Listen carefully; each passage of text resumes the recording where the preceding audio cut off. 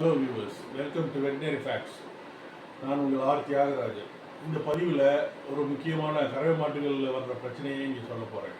அதாவது சில கறவை மாடுகள் தங்களோட பாலையை தானே குடிக்க ஆரம்பிச்சிடும், அல்லது மற்ற மாட்டிலேருந்து வர்ற பாலையை குடிக்கிறதுக்கும் சான்ஸ் இருக்குது. அப்படி கிடைக்காத பட்சத்தில் அது தன்னோட பாலையே குடிக்கிறதுக்கு சான்ஸ் இருக்குது. இது ஒரு பழக்கமாக போயிடும். அப்புறம் அதை நிறுத்துறது ரொம்ப கஷ்டம். இந்த பழக்கம் எதனால் வருது, இதுக்கு காரணம் என்ன அப்படின்னு பார்த்தோம்னா, நம்ம சஃபிஷியண்ட்டாக அதுக்கு தண்ணி வைக்கிறது இல்லை. நார்மலாக ஒரு பால் கறக்காத ஒரு மாட்டுக்கு 25 லிட்டர் தண்ணி தேவைப்படும். அப்படி இருக்கும் பட்சத்தில் ஒரு மாடு கறவைக்கு வருதுன்னா ஒவ்வொரு 1/2 லிட்டர் பால் அது கொடுக்குறதுக்கு ஏற்றாப்புல 1 லிட்டர் கூட தேவைப்படும். நார்மலாகவே அது உடம்பு மெயின்டெனன்ஸுக்கு 30 லிட்டர் தண்ணி தேவைப்படும். இப்போது ஒரு கறவை மாடு 10 லிட்டரு கொடுக்குதுன்னா ஒவ்வொரு 1/2 லிட்டருக்கும் 1 லிட்டர்னா 10 லிட்டருக்கு 20 லிட்டர் கூட தேவை.